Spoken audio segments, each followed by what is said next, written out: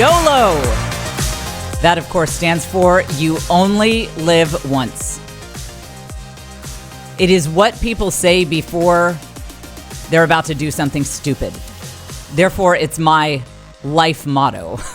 We all want to have more YOLO in our life, be more spontaneous. Hey, I only live once. I'm going to go out and do this thing and get this new experience. But then we get blocked. We want to do it. We say we're going to do it and we want to do it, but then it never actually happens, does it?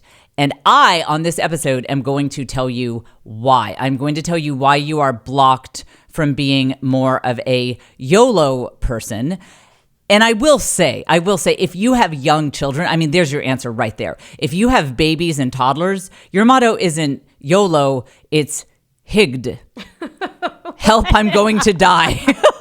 Help, I'm going to die. Like, that's what you say after you spill macaroni and cheese on your sweatshirt that has old pizza stains from 4 days ago, and you don't do anything about the stain. You say, HIGD. Help, I'm going to die.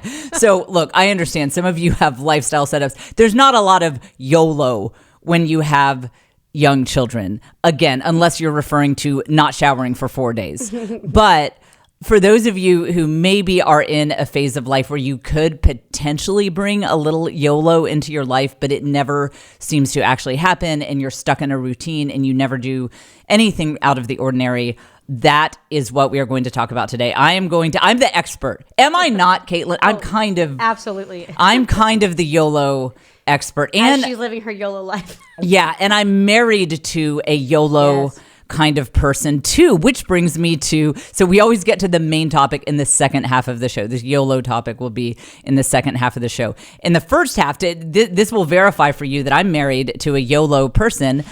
My husband made the decision on 1 week's notice to sail halfway across the Atlantic to be crew. He was part of the crew on a boat. For the past week, I have had no way to contact him. I mean, like, if somebody died, he wouldn't have found out until he got back, unless I could figure out some message in a bottle, find someone on a container ship to throw a bottle at the sailboat that he was on.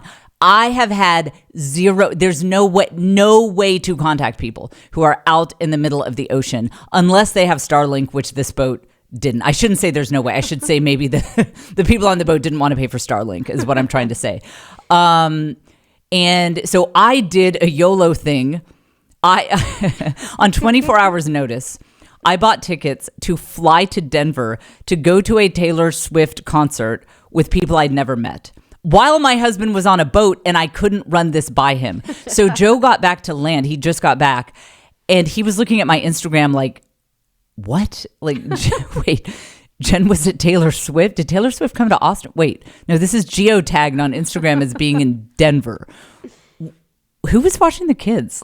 So that we are an explosive combination as a couple because we're both crazy. So of all the episodes I've ever done, I've never had better expertise on a topic than how to be more spontaneous and crazy in your life. So that is what we will talk about today. And I have a couple of announcements. One of them is that we have exciting changes to Patreon. Starting this week, we will now give you guys on Patreon every week after every episode, we will do a after party on Patreon, meaning we'll sit here right after the episode and keep the cameras rolling and talk for 10 or 15 minutes, either related to the subject or whatever. Whenever I've been at media tapings, people typically do this. You turn the cameras off and then they start telling the good stuff. They're like, yeah, one time, actually, you know what I couldn't say.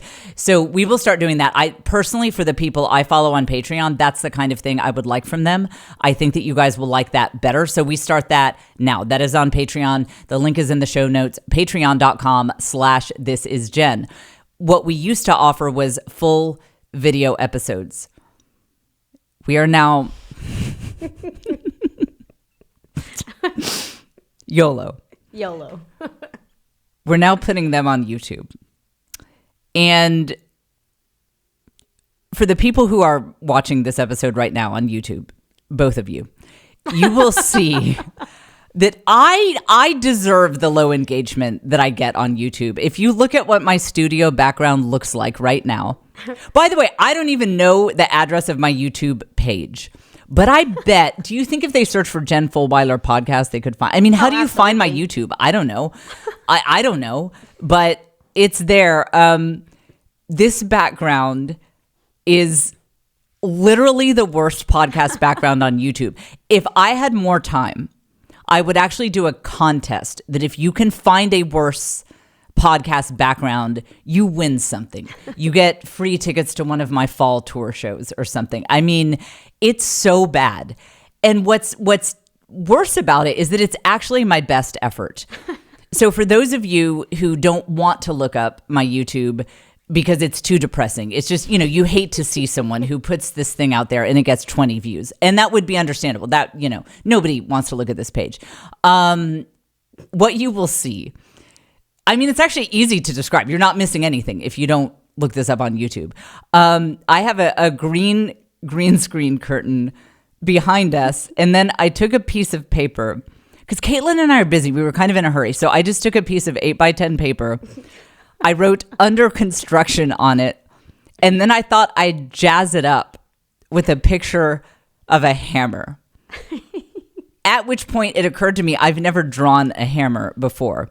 Now, the sign that you see here is actually not my first effort. I do try.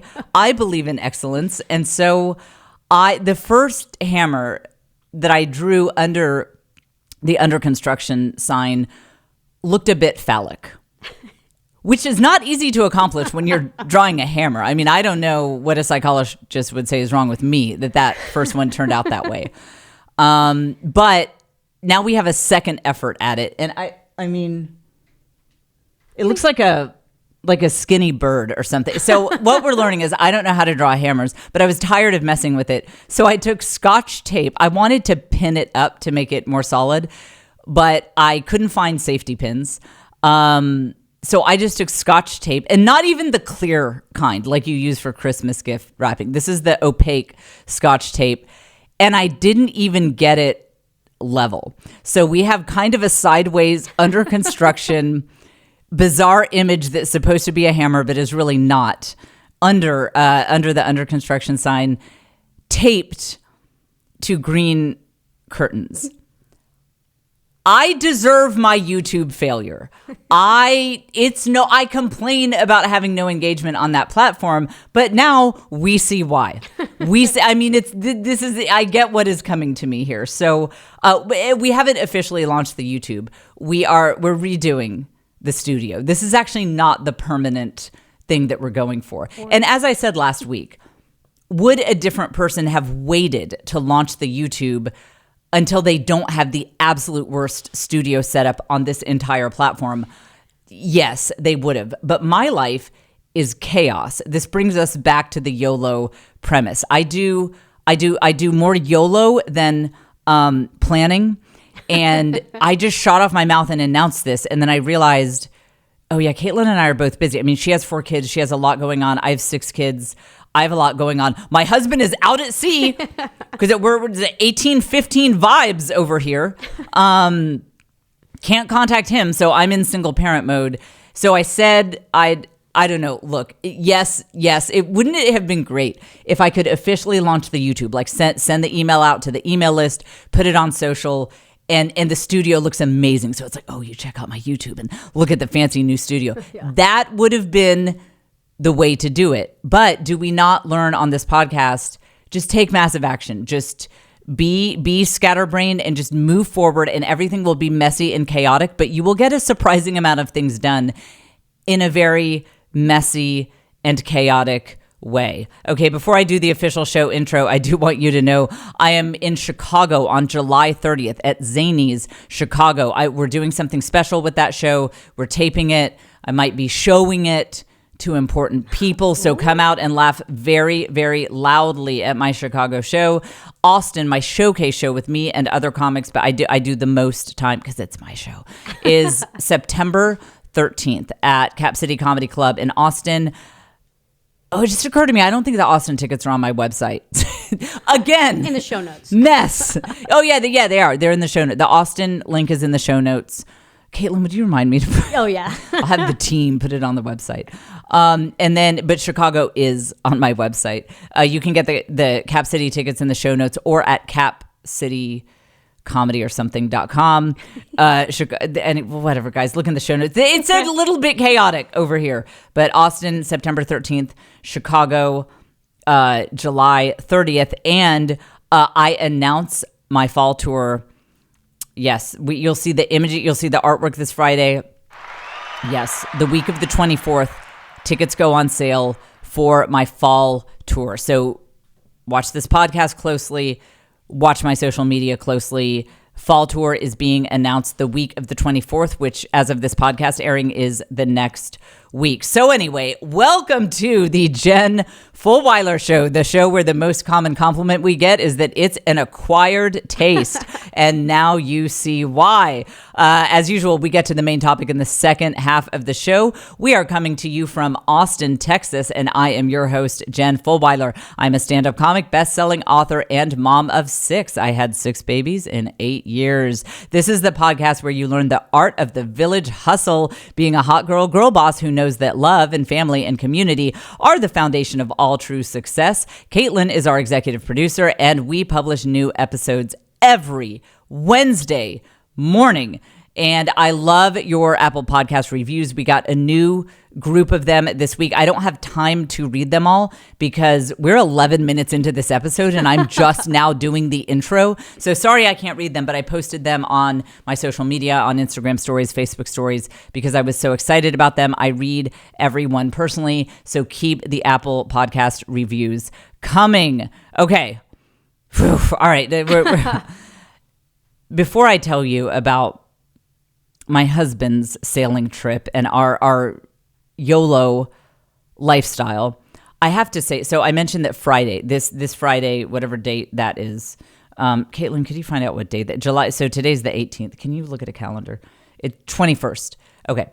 Friday, July 21st, the year of our Lord, 2023, is your life is going to change. Do you know why? Because you are going to see the best comedy tour poster you have ever seen. And I actually planned to play dramatic music in the background of this announcement, but now that I'm putting the podcast on YouTube, I'll get a violation for that. I don't have royalty-free music handy. So let me just tell you, this tour poster is, I can't explain how good it is. When my designer, Lauren, came back to me with what she had created, I just sat there in silent awe. I could not believe what she accomplished. Caitlin, now you have seen it. Am I, so we're going to look at it together. We're not showing you guys because it's top secret. Caitlin and I are privately, did you, God, it's amazing. How did she do it? I don't know, but it's fantastic. Just so it the right vibe. Encapsulates everything. You know what it says? You know what it says to the industry, to mainstream entertainment? It says, I'm coming for you. Oh, yeah. I'm coming for you.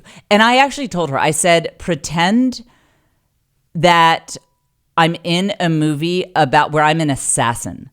Do that. And it has assassin vibes. Oh, absolutely. It right? definitely does. Because I'm loaded for bear on the messages of mainstream entertainment, especially in stand-up comedy, that are so anti-woman. All the time, I see these people that are so successful and their specials get so many views, and I see them at the clubs and I hear what they say when they're not on the fancy glitzy special that gets a gazillion views. Some of these people, not all of them, by the way, some of the best people I've ever met are in comedy. It's not everyone, but there is a subset of people. They have such issues with women. It's troubling. It is crazy. And then other just people in general, they put these messages out there that basically say the subtext of them, even when they're being funny. I mean, it's funny. Some of the stuff they say is very funny, but the subtext is children are a burden. It's hilarious to just do things that degrade yourself as a woman, let yourself be an object for men, and see children as a terrible burden. That's the subtext of all of this stuff that's out there. The other subtext is that you cannot keep your comedy clean because that's boring, especially if you're a woman. That is a idea that is out there that some people hold to, that you couldn't do good comedy without being filthy. You better get up there and you better talk about certain parts of your anatomy immediately. And if you don't, you're not a real comic. That idea is very much out there. Think of female comics, who keep it clean. I mean, there's Leanne Morgan, there's Heather Land, and I'm friends with both of them. Let's just say friends with Leanne Morgan. She knows my name. Let's leave it at that. But I'm good friends with Heather Land. Who else? I've got to be forgetting. I mean, there has to be a third. Oh, I think it's me. It's Jen Fulwiler. Yeah. Listen, I'm probably forgetting someone, but there are just not a lot of women who work clean because there is a perception that you have to be as filthy as possible. I mean, like very, very, very, very, very, very filthy in order to succeed as a female comic. And comedy really lays the groundwork for a lot of the foundational views of our culture. I ran into this girl one time. In fact, for the bonus Patreon episode, here we go. I won't go on this tangent now of how I ran into her and why I was so drunk. It was embarrassing. She was a fan. And yeah, so that'll be on the Patreon after party, patreon.com/thisisjen. I'll make a note of that. So she pointed out, so I actually ran into her. She just recognized me. And she said that she had done some studying that in every time and place in history, there has been one art form that most captivated the public mind, that there was something that it was the art form that moved the needle the most on the average person's opinion and how they saw life and what they do for fun. And she said, I love it that I ran into you because I've been following you for a long time. And she said, I love that you are doing comedy because in the studying that I did, I see that in this day and age, stand-up comedy is one of the art forms with the highest amount of influence. It just kind of gets in people's heads about what's true and what matters in life and values. In other times and places in history, it might have been opera, or with the ancient Greeks, they famously had their plays. You go see Oedipus Rex live in some amphitheater in ancient Greece. So different times and places have different things. But for us, it's stand-up comedy. And even though people are quote unquote kidding, obviously their jokes have a worldview behind them. And she said, I've just noticed as someone who watches cultural trends that there's really only one worldview out there in comedy, at least for 95% of the specials that you could see on Netflix, Amazon, or whatever.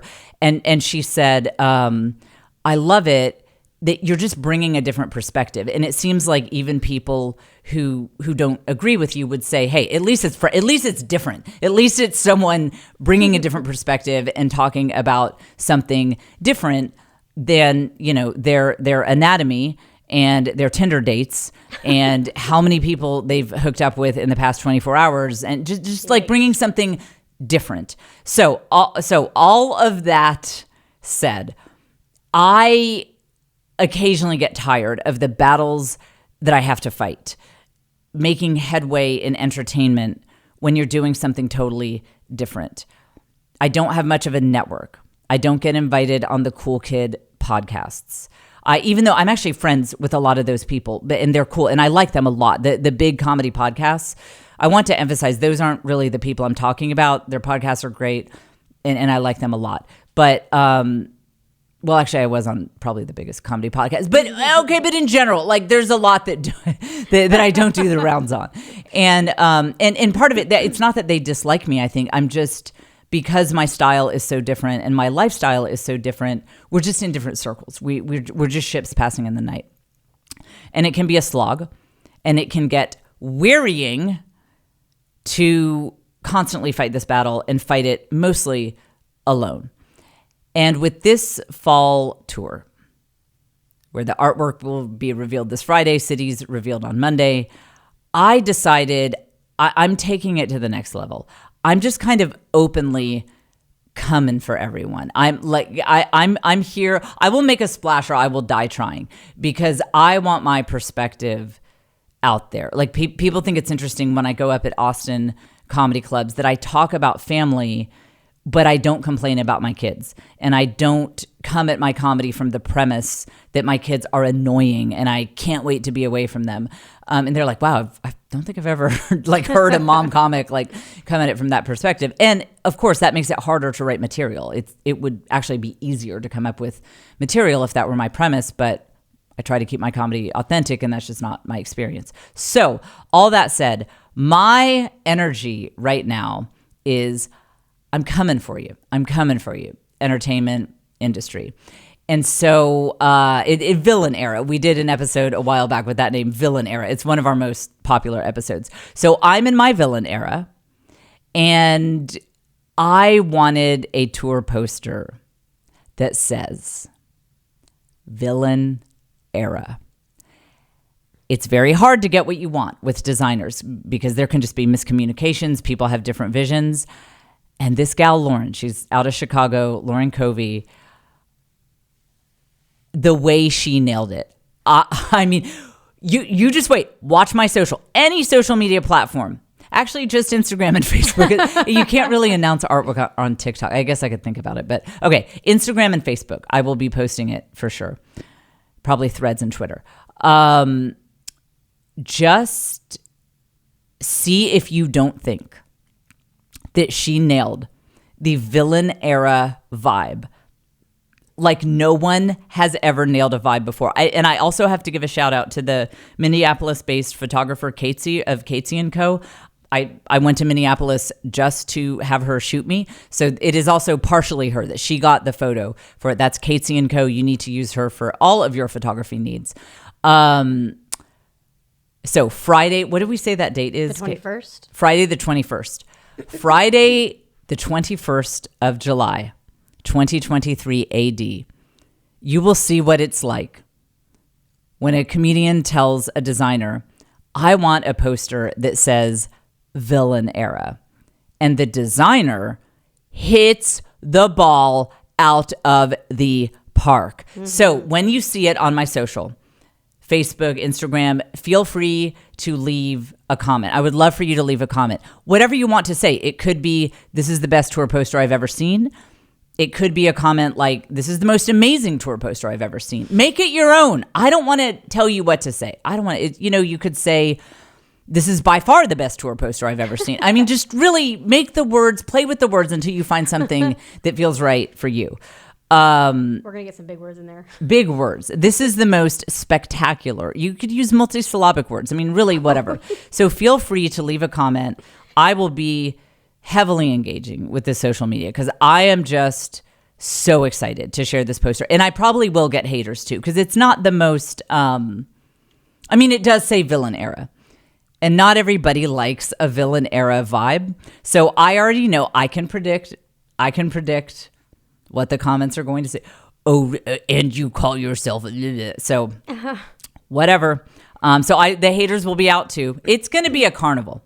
The comments are just going to be a whole carnival. So look me up, Jen Fulwiler, Fulwiler on Facebook and Instagram, and Friday. It's all coming together. I'm so excited. Okay, so that is topic one before we get to the main topic. So my husband, speaking of YOLO, he tells me on 1 week's notice that he wants to do an Atlantic passage at some point. He wants to sail across the Atlantic. I mean, don't we all? That's relatable. This is literally the most unrelatable podcast. I mean, the examples from my life that I use are just getting so unrelatable at this point. And I'm aware of that. I see that trend. I don't know what to do about it. My husband and I are both just so crazy. So he wants to do an Atlantic passage. So he got booked as crew on this boat where they sailed. And remember, this is sail, like you're using the wind. This is not with a motor. He's sailing from Bermuda to Virginia. It is about 900 nautical miles. Bermuda is in the middle of nowhere in the Atlantic. And so this is a long sailing. And while he was gone, there was no way for me to contact him. As I said in the setup, even if there were an emergency, even if somebody died, I would just have to wait till he came back. Well, when was he scheduled to get back, you might ask? Oh, funny you should ask. He couldn't tell me because it depended on how the wind blows. I was like an 1800 wife sitting there. They'd be like, where is Joe? And I'd say, he's at sea. And they'd say, will he be back next week? And I'd say, oh, pray thee that the winds are favorable. Nobody knew. He said, I could be back as early as Sunday, so this past Sunday, or as late as next Sunday. We had a 7-day spread there where he was out of contact, and I didn't know when he would be back. And while he was on this boat, let me read you this. He just sent this. He got back to land. Ooh, ignore that. Ooh, okay. Lesson learned. Don't pull up texts during... What do these people want from my life? Okay, let me go back to what Joe said. Okay, so he was talking about... So while they were crossing the Atlantic, first of all, at one point, get this, guys, he dove into the ocean in the middle of the Atlantic. Oh, no. Where it's 24,000 feet deep. So Mount Everest is 26,000 feet tall. So that is how deep the ocean was. I have a picture right here. I have a picture of him diving in. And he says to the group text when he shares this picture just now, because he just got back to cell phone reception, he says, this is me diving into the Atlantic Ocean halfway between Bermuda and Virginia, 24,000 feet deep, absolutely middle of nowhere, nothing on the horizon. One of the coolest things I've ever done. Listen to that. You guys are going to get chills. Listen. You look down and it's just blue all the way down. Oh, God. Nope. That sounds like... Oh, no. Mm-mm. No. Because also, aren't there sharks? I mean, isn't that where sharks... My first thought was sharks. I mean, when I see that picture of him diving in, I'm like, I sort of expected, like if you've ever seen a big fish come up and just swallow a minnow in one bite, I mean, you really expect a great white is just going to come up and just eat him in one bite. I've seen Jaws. I know how this works. I know exactly how this works. I can't believe, look, I mean, I'm a spontaneous person. No. I'm a spontaneous person, but diving into the ocean. Like your feet can't touch anything, and that's scary. 24,000 feet to the bottom. And you look down, and the water was really clear, which makes it worse. Oh, yeah. So you can just see your feet dangling. I know, right. Stop. And there could be sharks. Let's not forget this. There could be sharks that just come up and swallow you whole anytime. Yeah. This is making me uncomfortable. I know. This is why my life is as chaotic as it is, because this is who I'm married to. You guys think I'm crazy. Look who I'm married to. So then they hit some sort of storm or something. Oh, no. So he says, so now he's describing to the group text. He's describing what happened when they hit some wild seas. He says, the seas were 8 feet plus. Oh, gosh. And he says, we were tossed about like crazy. We were sailing into a branch of the Gulf Stream with the current against us.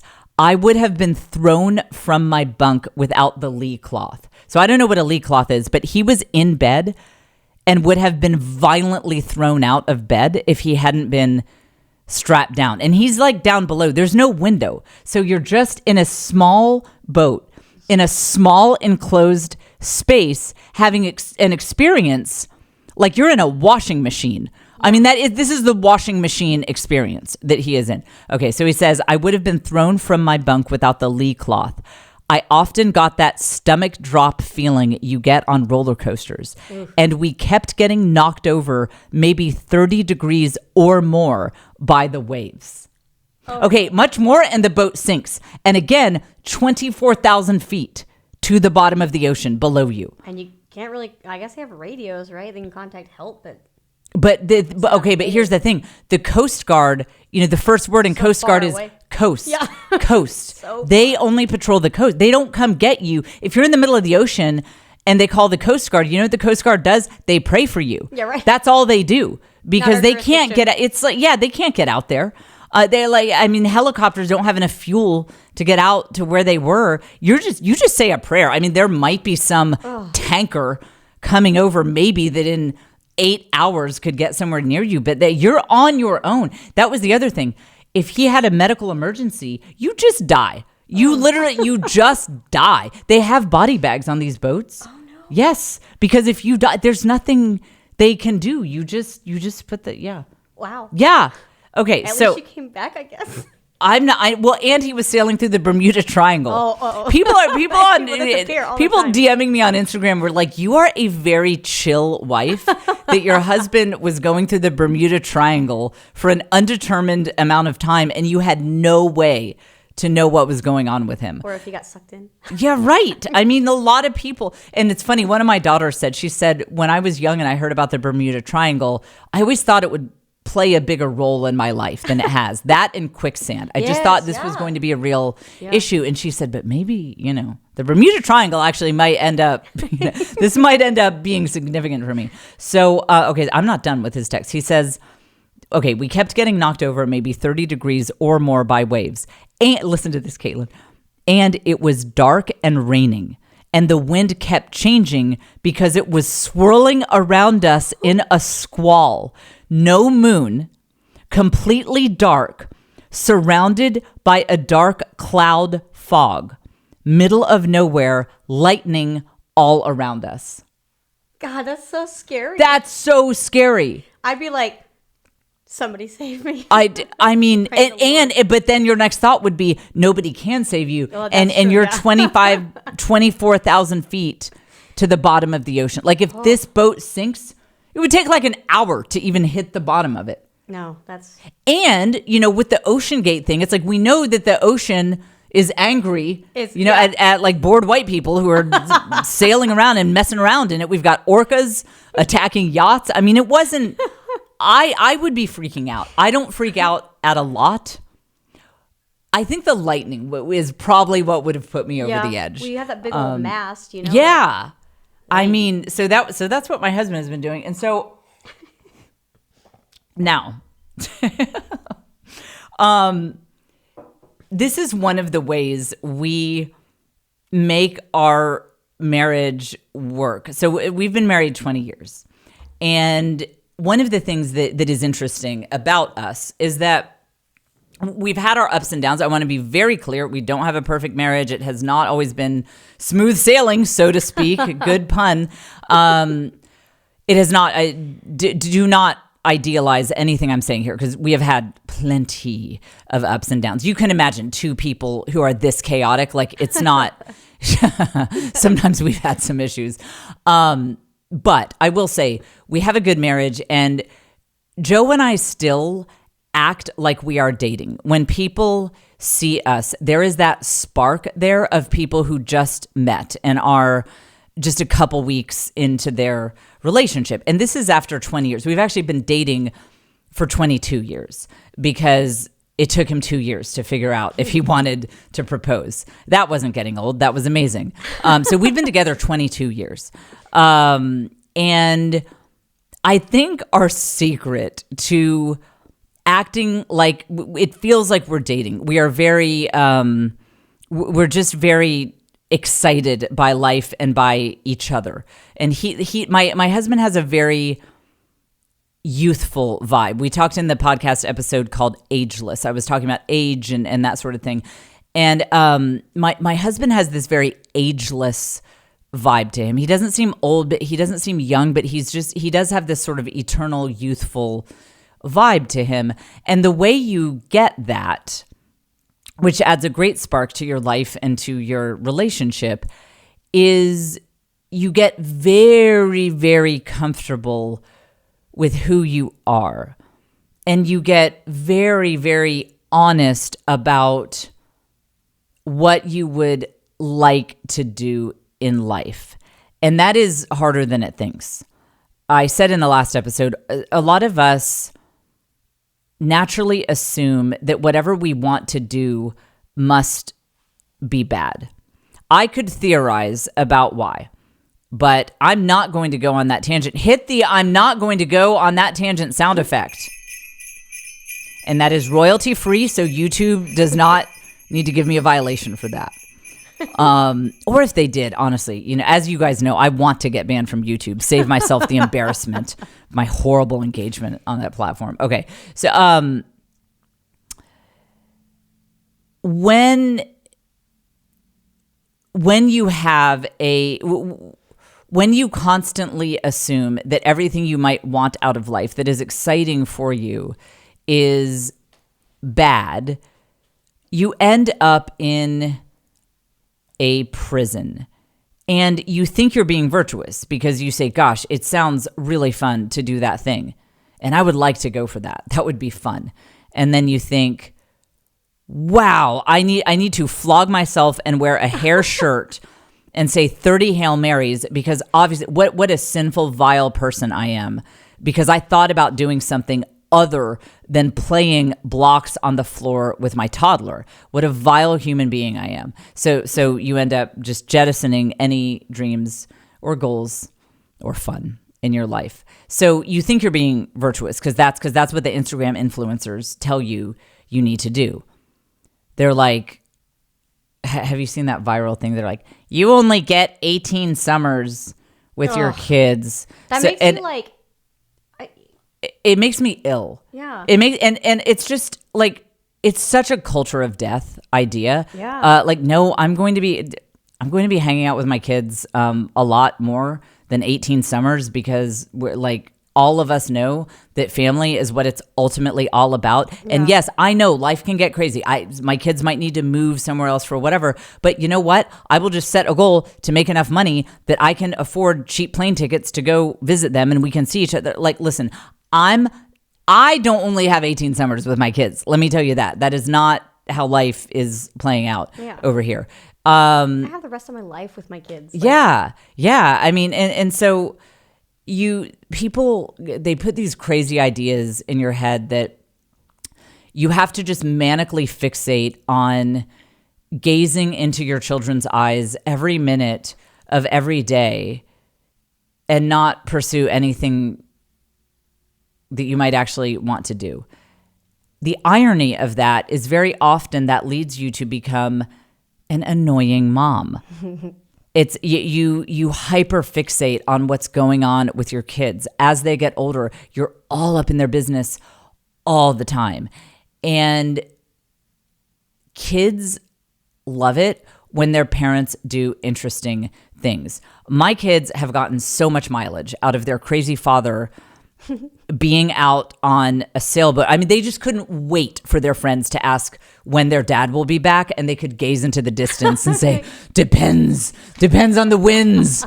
Pray thee, the winds blow favorably. I mean, they think that is so fun. They think my career is so fun. And people miss that ironically, when you get in touch with things that really excite you and that you would like to do, you will most likely end up with better and deeper relationships with your children than if you just did I need to fixate on my family 24/7 in order to bond with them. Because as we talked about in the last episode, 164, Make Memories, where it really wasn't about making memories, it was about making lore. As we talked about, you will have a much closer relationship with your kids when you are honest about what you would like to do and you go for some of those things rather than if you just fixate on them 24/7, because fixating on your family 24/7 is not something that children were evolved to need, want, or expect. to summarize episode 164, for 99.9% of human history, mothers were too busy for that. They, of course, had great moments with their children and were very close to their children. But the work of survival was so astoundingly difficult, basically before electricity. So how much of human history was pre-electricity and modern medicine? 99.9%. Yeah. So moms were too busy to just like mess around with what's going on with their kids 10, 12 hours a day. I mean, they had maybe, in the evenings, because you didn't have electricity, there was a little more quality time around the candle or, candlelight or whatever. Like my grandfather's family would listen to the radio out on the farm. But that was, it's dark. You get tired quickly. So that was maybe an hour or two of the family sitting around a fire or sitting around the radio back in my grandfather's day. But other than that, during the day, moms did not see their kids that often because the moms were trying to keep everyone from dying. The kids were running around with the village or whatever. So my point is, stop telling yourself that what you want to do and what sounds fun to you is bad. Because in fact, it actually makes you a better parent to get in touch with some of that kind of thing, to do things that are exciting, because that's interesting to your family. They want to come along with you. They want to hear your adventures. And then, to extend the point from the last episode, it gives them permission to do the same in their own lives. It gives your kids permission to encounter what they think is exciting and will develop them as a person and make them the best they can be. It gives them that permission. If you're not modeling that for them, how would you expect your kids to learn to do the same in their own lives? Stop assuming that the things that sound fun to you are bad. Get in touch with those kinds of things and bring your family along with you. It will make life so fun and so interesting and will actually form deeper bonds with your kids. Okay, so that is my husband Joe and my philosophy. So now you see that he's crazier than I am in terms of what he does. So he comes back soon, but right now he's at a yacht club because that's where you go when you come in off the ocean. So he's living his best life now that he's not diving into shark-infested waters. Yeah. She's like, the water is blue as far down as you can see. I can't. So poetic and scary at the same time. So, all right, before we get to the main topic, again, check my social media on Friday for the best tour poster you have ever seen that I think has the vibe. I'm coming for you. I'm coming for you to the entertainment industry. And my email list will see it first. So get on my email list. That link is in the show notes. I send every note personally. Now, for the main topic, YOLO. The transition here, the premise is, while Joe was on the sailing trip, I did something that I was not able to run by him because I couldn't get in touch with him. I found out that a friend had an extra ticket to see Taylor Swift in Denver. I live in Austin, Texas. On Thursday night, he said I could have the ticket. And he and his daughters and his family were going. They actually live in Rome. Kind of a long story. Least relatable podcast. Like, my friends from Rome were coming to Denver. Only the greatest concert ever. Right. Worth it. So he said, yeah, long story, but we have an extra ticket. And I'd never met him in person. I just know him through social media, and we have mutual friends. My husband was on a boat in the middle of the ocean with no way for me to contact him. And so I thought, so this is Thursday night. So the concert starts in 36 hours. So I thought, should I book a last minute plane ticket to Denver and go to this concert? And my mom was available to help out with the kids. So that was taken care of. Although I'm sure my husband later, when he saw the social media, was like, who is watching our kids? Right. Now, before I go into my point about how you can have a little more YOLO in your life, I do want you to understand that I hear myself. I hear this podcast, Every example I give these days involves me traveling, getting first class upgrades, having incredible tour posters, and flying to other cities spontaneously to go to the hottest concert of our lifetime. I understand how this sounds. I'd hate me too, okay? I understand. So before I get into the point, can I just tell you guys, for those of you who are new listeners, I paid my dues. Things are great right now. I mean, it's fun. I have a job where I can travel. I cannot wait for my fall tour. I'm coming for the mainstream entertainment industry, and I will bring a pro-woman, pro-village perspective to it, or I'll die trying. Yeah. Me and my 7 YouTube viewers are going to make it happen. We're coming for you. And so I have no complaints. But it was not always this way. I want you guys to emphasize, I want you to know, I have earned every bit of this. I will give you a brief, hit the brief recap button, okay? A little bit of backstory. I had 6 babies in 8 years. We had no money. The account was overdrawn basically every month. When the car broke down, we'd have to wait a couple weeks to fix it because there was no money. One time the electricity was shut off because we were late paying that bill. Yes, my husband went to Yale. How do you end up in this situation when you marry a Yale man? We were starting a business. It's a long story. Okay, but we were very broke. 6 babies in 8 years. I have a genetic blood clotting disorder that I found out about when I got an extremely, terribly, horrifically painful deep vein thrombosis in my second pregnancy. I had to get on this medicine afterwards, which is an FDA Category X drug. You cannot get pregnant while you're on it. We had recently converted to Catholicism, and we, in the spirit of we're insane. We do the whole Catholic, we don't use contraception, all that, which is, boy, I mean, when we convert, we do it all the way, right? Going from massive anti-Christian atheist to the craziest Catholic who does all the stuff. I mean, we're insane. Okay, so that was a whole deal to manage that medicine and all that. All of my pregnancies were super high risk.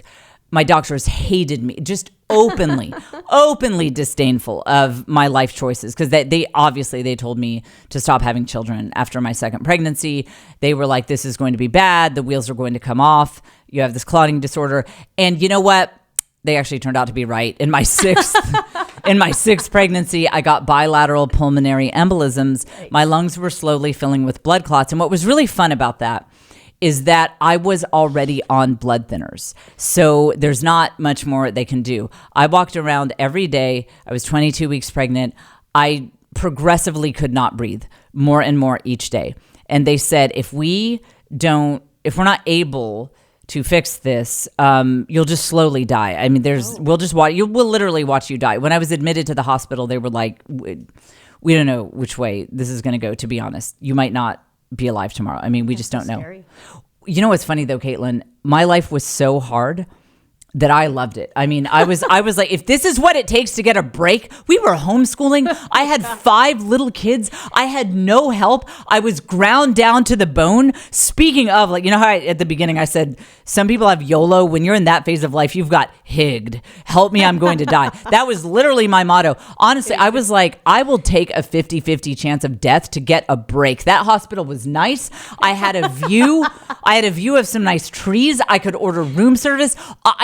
This is actually not a joke. I sat in that hotel room and I was like, I am just so happy to have a break. This is honestly. You just called the hospital room a hotel room, so that speaks. Oh, did I say hotel? Oh, that's so funny. Okay, I meant to say hospital room, but that is how I remember it in my mind. Can I break my leg or something? Yes, I know. I was like, I'm living my best life. I was sitting there grinning, in all the pictures, I am smiling with all these, tubes and stuff attached to me.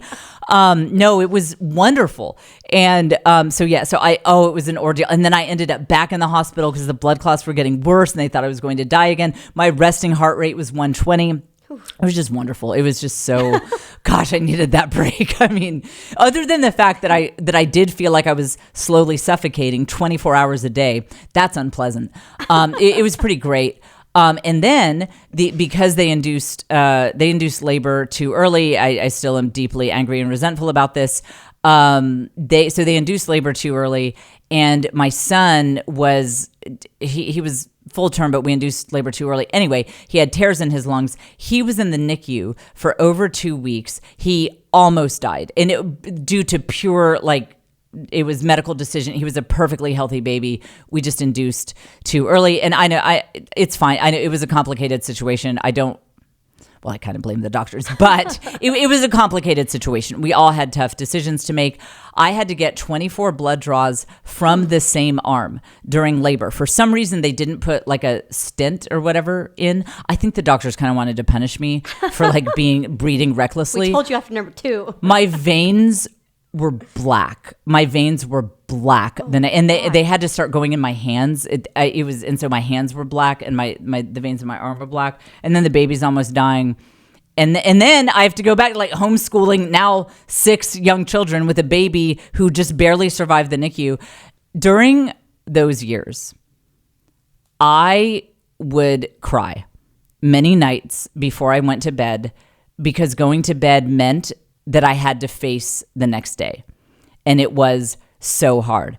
And of course, obviously, I loved my family more than anything. That's one of the reasons when you're overwhelmed, it is because of love for your family that you're depressed about it. Sometimes moms feel like, if they feel like, higged, help me, I'm going to die, I hate my life.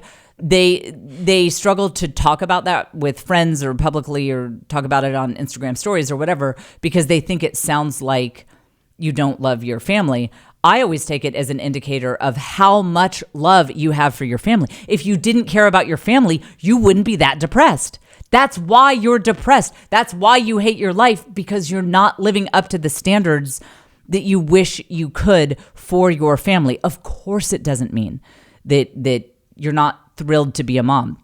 It just means because you're thrilled to be a mom and because you love these kids so much, you're depressed about the way life is going. Super negligent parents don't get depressed about the way life is going. Oh, dang, that's so true. See, hit the blinding insights button. That's the how is this podcast free button. So I cried most nights before I went to sleep. And seriously, I would wake up in the morning, the baby's crying, the toddler, my number 5 child is the craziest toddler that God has ever given anyone. She was a chaos tornado, a screaming chaos tornado who woke up every morning just to scream and cause chaos. And so I'd wake up to her screaming, dumping out toys, just tearing things out of cabinets and just screaming for no reason. And the baby would be crying, and I was still so traumatized by just him barely making it out of the NICU. My lungs had not fully recovered. And I still have scarring from the fact that both lungs were so filled with blood clots that the doctors said, that a layman could have recognized the blood clots on the CT scan. You or I could be like, oh yeah, those are massive. Definitely. Those spots are not supposed to be there. So I still couldn't fully breathe for many months. And in fact, to this day, my lungs still have scarring. So my life was a living hell I guess that's really what I'm trying to say. And it would be I would wake up to the baby crying. I can't fully breathe. I'd gained a ton of weight. The toddler screaming. And literally as, my 2 of my other kids would be crying and need something, I'm not even kidding, feeding them goldfish crackers for breakfast because I was too overwhelmed to go to the store. And then I'd get a ding on my phone and I would look and it was an account overdraw notice. I lived that way for many years. Also, for about 9 or 10 years, I had 3 kids in diapers. Ew. At one time. And not just expensive, but the work of it, Yeah. It probably, even more years, I had 2 kids. And if you, 2 kids in diapers, if you calculate the years that I had changing someone's diaper, it was a lot. Yeah. It was a lot. So as we segue here now into me spontaneously buying a ticket to Denver to go to a Taylor Swift concert, if you're tempted to feel bitter, to feel jealous, to be like, I'm tired of every example Jen gives is like the most fabulous thing. I mean, my other examples were like, I was at the Houston Yacht Club, and it reminded me of a time that we were at the Yale Club of New York City, where we are also members, and I also was recently. Look, I know, but this is God rewarding me. This is God rewarding me for my suffering. And it's coming for you too. In fact, we recently got a podcast review from a gal who said, I'm in a phase of life where if I don't laugh, I'm going to cry. Girl, I was with you for 15 years, at least. I mean, 15 straight years of most days it was if I don't laugh, I'm going to cry situation. And I have reached the promised land. We're like the Israelites in the desert, okay? You're in the desert right now and you're wandering around and you're like, I don't even like the taste of this manna. It sucks. Like God's giving us manna from heaven, but like I'm honestly wish he would give us like cheeseburgers from heaven or something. Like this is not, I'm not liking it, but the promised land is coming. I promise. Sentimental music. It's royalty free, so we can put it on YouTube. Sentimental as in? I don't know. Just hit a button. Listen. That's a little sentimental. Yeah. I promise that the promised land is coming for you too. All you have to do is keep listening to this podcast. I will tell you how to get from account is overdrawn, higged, my life is a disaster, and I want to cry every night because it means that the next day is coming sooner when I go to bed. I will tell you how to get from that to I like the food better at the Yale Club than at the Yacht Club. I will tell you how to get from I sat in my car and sobbed for 30 minutes, and that was my me time. You were asking me, hey, what do you do for self-care? I sit in my car and I cry for a full half hour. And that's my self-care. To your self-care being, I booked tickets on 24 hours notice to see Taylor Swift in Denver with people I'd never met. I will tell you how to go from that self-care progression because I did it. All you have to do is keep listening to this podcast. Okay, thank you. So YOLO, we all want a little more spontaneity in our lives. And I kid with the higged, but even if you have young children, you can have a little more spontaneity. You can start taking those steps toward having that kind of fun in your life. Here's an example. Here's something you could do. So let's say you're a Taylor Swift fan and you so wish you had gone to the Eras tour, but you're like a lot of my listeners and you have 5 kids under age 2. How is that possible? I don't know, but some of my listeners are living that life. So you ain't going to any Eras tour anytime soon. You have no money, no time. It's just not happening. You could do something like this. What if you just got childcare for one night? Just ask your husband, trade with friends, get a babysitter, just one night. And it doesn't have to, it can be close to home. You don't have to do the whole ordeal of a massive stadium concert.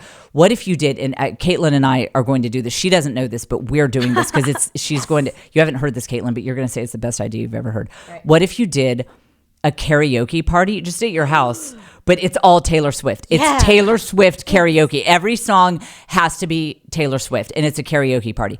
Let me tell you, one time years ago, Joe and I did a hip hop karaoke party where it's karaoke, but it had to be hip hop. Best party we ever threw. People showed up with bells on. It was so much fun. So that's an example of a YOLO thing you could do with young children. Yes, it's hard to get childcare, but at least it's one night. You could do it at your house. Bring the kids involved. Taylor Swift songs they're more or less child friendly. More or less. Okay. Well, tell them not to fixate on every lyric. Whatever. Just have the kids around. The non-explicit versions. Well, yeah, you do that. Well, and karaoke doesn't usually. They're not usually, dropping F-bombs. And by the way, a little bit of kid exposure to adult subject matter is part of village life because there's not this massive divide between what children do and what adults do. So Yes, they might hear an F-bomb occasionally because they're around you and your adult friends and you played a song that had that in it. And like, it doesn't matter because they understand the moral code that they're supposed to follow because they are part of said village. Anyway, throw the Taylor Swift karaoke party in your backyard. And yes, your children might hear a couple lyrics that aren't straight out of Holy Scripture, but that is part of village life and they will be fine. So that is an example of when you take something you would like to do and you don't assume it is some terrible thing that only the most vile human being in the world would want to do.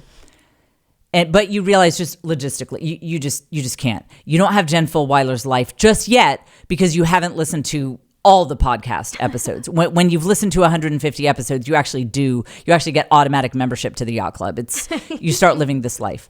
But you're not there quite yet. So you take that desire, you take that want that is within you and you say, okay, I can't do the full thing, but I could do something close to it. What is something that would be fun, that would be spontaneous, that I can do in my life? So it is possible, no matter what you have going on. And let me assure you, I think especially when you are in the darkest time is when you need to do things like this. An example is some of my OG, old school followers know that I used to do a conference with Hallie Lord. We called it the Adele Gathering, EDEL. We named it, so it was a conference for moms, and we named it after this woman, a very holy woman. And rumor has it that after she died, she appeared as a ghost to an overwhelmed mother who was about to throw herself off of a bridge. And Adele Quinn appeared and stopped this mother from throwing herself off of a bridge. And Hallie Lord and I both had 6 young children at the same time. And in our dark humor, we laughed at that story and we're like, wow, mood, relatable. That's relatable. So we called it the Adele Gathering. And man, speaking of YOLO, I mean, this was in that with that whole disastrous pregnancy and all that. That baby was 1 year old when we decided to do this. We put it on our personal credit cards. We rented out a hotel ballroom, and we had karaoke. Actually, speaking of karaoke, and we had a couple of speakers, and we basically just gathered the people who read our blogs, and we sold tickets. So we made a little bit of money on it. Eventually, it wasn't a ton of money, but it gathered other women who were in our space, and it was a ton of work. It was 10 times more work than we thought it would be, and it was in this period where there was no margin for error. There was no money to lose. I mean, we were floating this on the credit card with no way to pay off the credit cards if people didn't buy tickets. It was actually more dangerous than what I did when I booked my own stand-up comedy tour years later. I mean, this was, looking back, I'm like, I can't believe we did that. We were so overwhelmed and so broke. It was bad. But we needed that spontaneity. And that was the kind of thing that we liked doing. We liked organizing events. We liked gathering people. And so it was wild. It was risky, but it brought so much energy into our lives. And when we started building this conference, for the first time, I suddenly stopped crying every night before I went to sleep. And what's crazy is, I mean, I probably worked 15, 20 hours a week at least putting this conference together. And this was when I had very little childcare help. Joe was working in downtown Austin. He was gone all the time. And I mean, I was already super overwhelmed. And I added 20 hours a week of work to my plate with this crazy YOLO thing that we did. But it brought this fresh, fun challenge. And even though it was the wrong idea on paper, I should not have added any more work to my life on paper. It brought this fresh spontaneity and joy. And then, you know, when you do things like this and it feels right, and it just feels like God's with you, like this just feels right, you end up having an impact on other people. We heard from hundreds of women who ended up coming out to this. We were flooded with responses from women who said, this weekend changed my life. It transformed my life. I met new people. I'm connected with this whole great new group of women now. It ended up having this massively positive effect on other people, as it always does when you do the crazy, spontaneous thing. Even me doing something relatively self-indulgent, like going to the Taylor Swift concert, the other gal who got this guy's extra ticket, she had actually been to my Denver show. And so she knew something about what I do. We ended up having a great conversation. I was able to encourage her in a couple of spaces. So, I mean, me being there was like good was coming of it, even though I could have written it off as this is a self-indulgent thing to do. Here's another example, how God is with you when you stop assuming that everything you feel like doing is bad and you think, maybe I'm meant to do this. It feels right. It feels fun. So when I was flying out there, my first flight had been canceled, which was frustrating, and I got booked on another flight that left at 5 a.m. So we're sitting there supposed to leave at 5 a.m. There was some issue. They couldn't find flight crew. They couldn't find stewardesses for this flight. So I'm sitting there and I see this young guy, this boxer guy. And I found out later he was a boxer. And he was a dad flying alone with his little baby, a 9-month-old baby. And I thought, man, sucks to be him. I am so glad that I don't have a baby with me right now. Man, I'm chilling. This is fine. So he and I struck up a conversation. And it turns out he'd taken his baby to visit family, and he was taking it back where he and his wife live. But I could just tell they'd gotten up early. He was losing it. And I said, look, I have 6 kids. Do you want me to hold your baby for a little bit? And he was like, oh my gosh, would you please? So I took his baby. The baby had been eating some crackers, got them all over my nice suit jacket. I was wearing a suit jacket just like this. The baby's like getting stuff all over my jacket, but that is village life. Village life is messy. I will have the jacket dry cleaned. That is fine. I held that baby for quite a while this guy got his stuff together. He was able to refill the bottle. He was able to go, get all the stuff he needed. So now he and I follow each other on Instagram. He direct messaged me to say like how much he appreciated it. I posted about it on Instagram.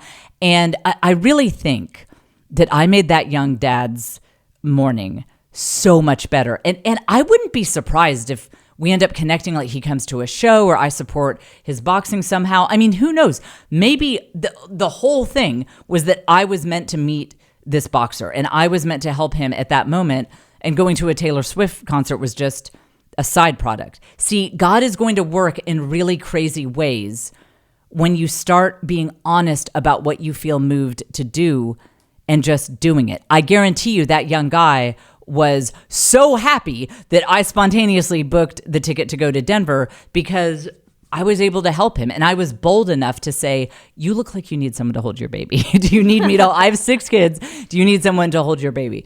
No one else would have done that, even if they wanted to help. They're not insane enough to ask to hold strangers' babies. And again, I think that he and I are going to keep in touch. I mean, it was just a great conversation. I loved hearing about what he did in boxing.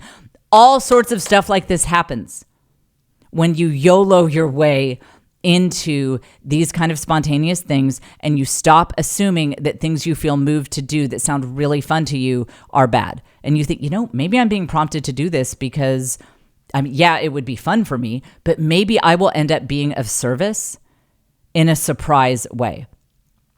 You'll never do anything spontaneous and fun like that doesn't end up blessing someone else. Just watch. If you doubt me, try it. If you doubt me, just try it. Try doing things that feel fun and spontaneous, but also right. I mean, it feels like God's with it in some way. We're not talking about smoking a crack pipe. Like I've always wanted to try it. We're talking about things that it feels good. It feels right in your bones. You tell me if you can ever do anything like that and you don't end up blessing someone else. 100% of the time, God will end up moving through you and blessing someone else 100% of the time. And here's the thing. Here's kind of the secret to it. It will be messy. It will add stress to your life. Don't think that there's something wrong if you're doing these YOLO spontaneous things and you're like, Jen didn't tell me that this is going to be like really stressful and things are going to go wrong. Like when I booked this ticket to Denver, I was worried like, what if Joe is not on board with this? This does involve an expenditure of money. And we can do it, but the comedy millions aren't fully in the bank just yet. It's normally it's something I would have run by Joe. So I'm not sure how he feels about that. And then when the flight got canceled, I thought, man, okay, this is actually getting really stressful because if I don't make it to Denver, one, I leave this guy with an extra ticket that somebody didn't take, but mainly I couldn't get a refund on the hotel room, which was actually the most expensive part of the trip. And I thought, oh, okay, I could probably get a refund on the flight because they canceled, but man, that would be a disaster. Like if I lose all this money on this hotel room, I was getting really stressed out about it. But that's part of the YOLO lifestyle. It comes with messes. It comes with stress. And you have to trust. You have to exercise that trust muscle. And you have to believe that you were meant to go down this road. And even if it had happened that my flights had gotten canceled and I had missed the concert and I had wasted the money, I would have believed and I would have trusted that something was to come of this. And you know what I would have done? I actually had this in the back of my mind. I would have said, okay, I think God must be going a different direction here. So I would have contacted people I know in Denver and I would have said, I have an expensive hotel room that I am paying for and I can't get my money back on, but I'm not in Denver. So do you want a mom's night out? Do you want a nice hotel room? You can have it to yourself. I'll put you on the list to check in under my name and you can have this hotel room. And so who knows, that could have been a great plus side. I don't end up going to Taylor Swift, but some overwhelmed mom I know in Denver gets a free hotel room. So just know that when you do these spontaneous things, 1 out of 10 times, it's actually going to end in disaster. Like you're going to lose the money, or like you do the Taylor Swift karaoke party and nobody shows up. It happens. It does happen. Okay. It does happen. But in those moments, you have to look for the blessings. You have to look for God working through even the messiness of this YOLO situation. And when you keep that in mind, that really you're here to bless people through your interests. You're here to make the world a more interesting place and a more fun place through the things that you're passionate about. And that's not always going to end up in the outcome you want. And frankly, it may end up in embarrassment for you. When you keep all that in mind, you can live this great, fun, spontaneous life. And you will end up bringing so much fun and so much joy and so much spontaneity to the people around you, including your children. So that is it. That is it for this episode. Look it up on YouTube. We're doing a soft launch. We haven't officially gotten the YouTube channel together, but you and the other 7 people who watch this episode can see the beautiful studio. It's looking incredible. Great. Yeah, it's looking amazing. Okay, we're going to go directly in to the after party episode on Patreon. Sign up, patreon.com/thisisjen, and I'll see you next week.